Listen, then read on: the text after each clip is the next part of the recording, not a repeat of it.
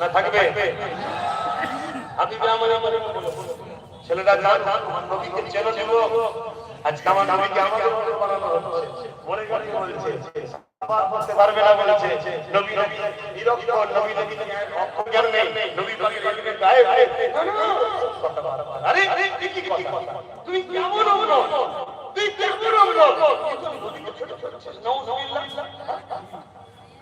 আল্লাহ আমাদেরকে সমস্ত কিছু সম্মান মাকাম দিয়েছে। জোরে বলে সুবহানাল্লাহ। কথা বুঝা যায়? নামাজের সময় খেয়াল করে আমি সংক্ষেপ করছি, একটু সালাম দিয়ে ইয়া নবী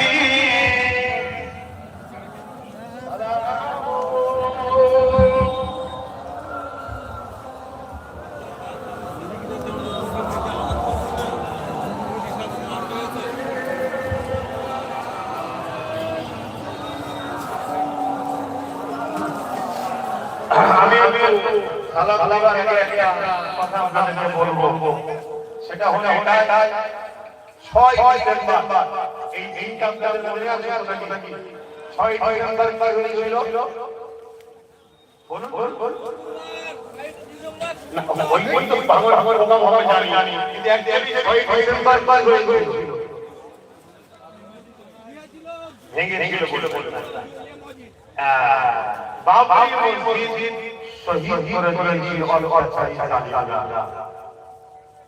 বাবরি মসজিদ শহীদ করে দিয়েছিল অত্যাচারী জালিমরা।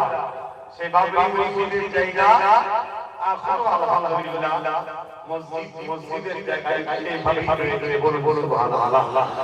জালিমরা শহীদ করেছে ঠিকই, কিন্তু ভোগ করতে পারে কথা মাথা মানে এসেছে।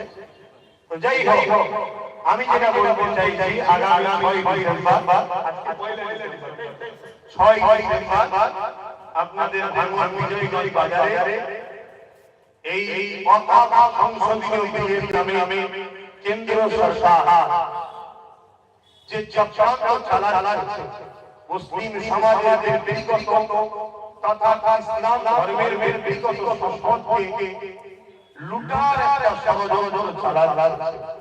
এই ষড়যন্ত্রকে ব্যর্থ করার জন্য এবং আমাদের ইমানি দায়িত্ব কর্তব্য আল্লাহ তাআলার পক্ষে আছে এই ঘোষণা দেওয়ার জন্য এবং আপনাদের সজাগ করানোর জন্য আমি বিজয়গঞ্জ বাজারে 6 ডিসেম্বর ডাক দিয়েছি। ইনশাআল্লাহ কাল থেকে শুরু হবে জুমার নামাজের পর, আপনারা এখানে আসবেন। তাই তো কি মাইকে প্রকাশ প্রত্যেকটা ইমাম, আলেম, উলামা, ইসলাম দরদি মা, বাপ, ভাই, বোন সবাইকে ঘোষণা দিচ্ছি, সরি ইমাম নাই, তারা দেখে বাপ ভাইরা আপনারা সকলে আসবেন। কথা বুঝে আসছে? এবং আপনারা যে মেসেজটা শুনবেন ওগুলো নিয়ে এসে মা বোনেদেরকে শোনাবে। এটা হলো ইসলামের সিস্টেম। কথা বুঝে আসছে? ইনশাআল্লাহ বলুন আলহামদুলিল্লাহ। আল্লাহকে সাক্ষী রেখে বলুন, হাত লম্বা করে বলুন ইনশাআল্লাহ। এখন যদি বাধা হয় না, যদি বাধা হয় এতটুকু মনে রাখবে, যারা বাধা দেবে তাদের বিরুদ্ধে লড়াই করা ফরজ। কি ফরজ? এই লড়াইয়ে যদি আপনি জয় হন, আল্লাহ আপনাকে গাজী সম্মান দিবেন।